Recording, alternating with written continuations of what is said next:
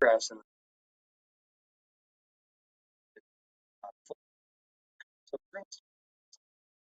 GDP. And so this is saying, hey, we're currently at full employment, or we're operating at the natural rate of unemployment, or we're productively efficient.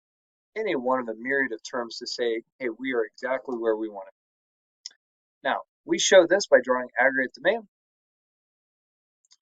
aggregate supply, and long-run aggregate supply, all intersecting the exact same spot. Because what this indicates is full employment. Long-run aggregate supply is at full employment.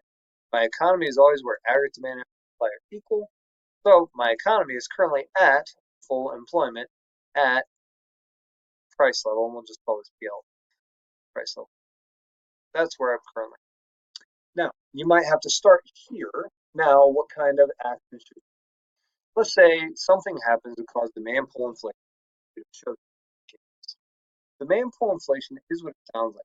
Upward movement in any one of these four elements: consumption, investment, government spending, or net exports. If the government spends money they can't have, for example, and we're currently at full employment, it's going to push aggregate demand right.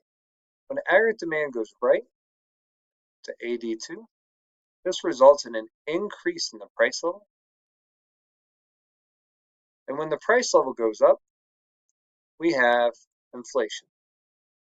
So in other words, demand, by shifting right, has pulled up inflation. Demand pulled inflation. Okay, so far so good. Let's take a look at this from the other perspective. Try to erase it. See if I can make this look decent.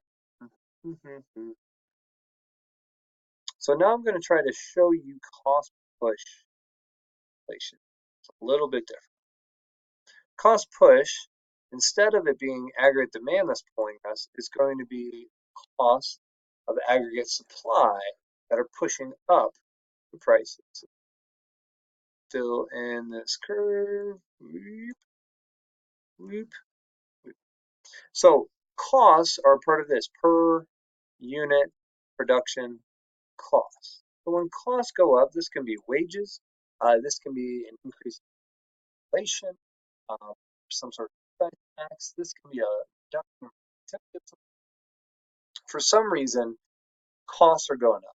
We're going to see leftward movement in aggregate supply because businesses are going to produce less because it's going to cost more to produce.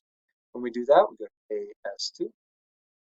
Now we have an increase in price level, just like we had with the people.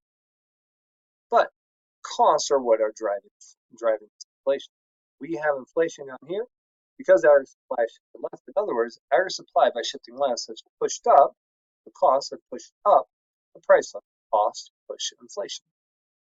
Now notice too that unlike when there's demand pull inflation, that's higher than full employment, we now have lower GDP. In other words, we have exceptionary.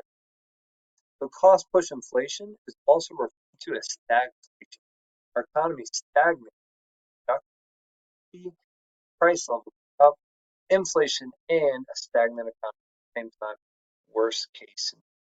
Okay, that's demand pull and cost push from a full employment level. This is a common ask on FRQs. Hope that was helpful.